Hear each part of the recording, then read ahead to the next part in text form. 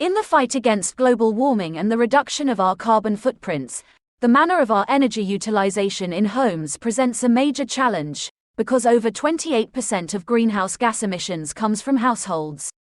To mitigate the harmful effect of climate change, to save cost and to promote personal well-being, it is important to understand how energy can be efficiently utilized in our homes.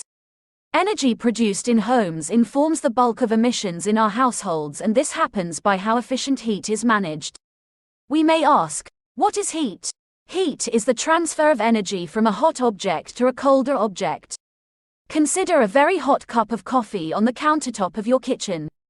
If this cup of coffee has a temperature of 80 degrees Celsius and that the surroundings has a temperature of, say, 26 degrees Celsius, what do you suppose will happen? At 80 degrees Celsius, the coffee cup will likely be too hot to touch.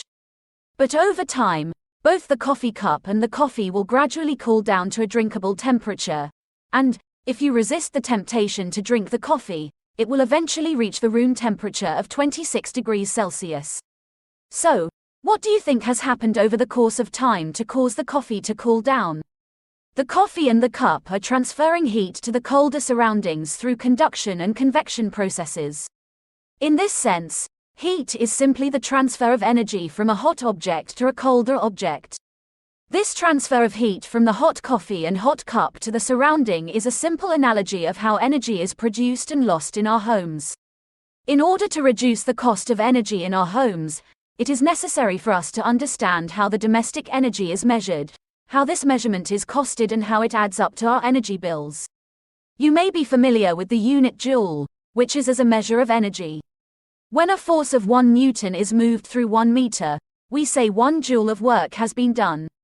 This work is what we call energy, but the joule is a very small unit when we are dealing with lots of the processes in our lives. So, often, we use multiples of joules in measurements: kilojoules, megajoules and gigajoules. But there are other measures of energy that are useful to refer to in homes. One of them is the kilowatt hour. Remember, we have been talking about heat so far, but we also have electricity usage, and both are interrelated since both are costed per kilowatt hour. So, how did we arrive at kilowatt hour? The kilowatt hour is the energy that a device running at a power of 1 kilowatt would transfer in 1 hour.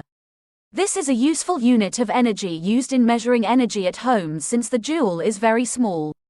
Watts is a unit power, whereas power is defined as energy expended per time.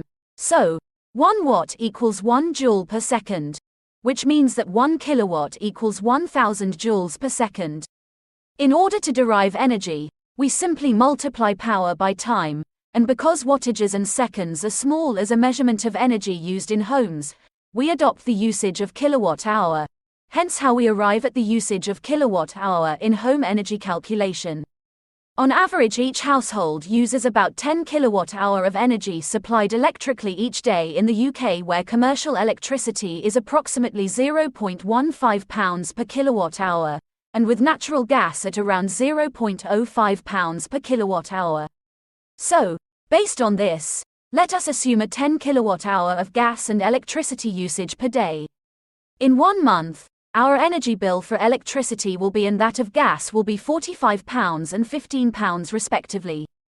This shows how costly electric consumption can be, compared to gas consumption. But this is a talk for another day. Meanwhile, you can check on our other videos on our channel, which shows how best we can utilize our electric equipments in order to reduce energy and save cost.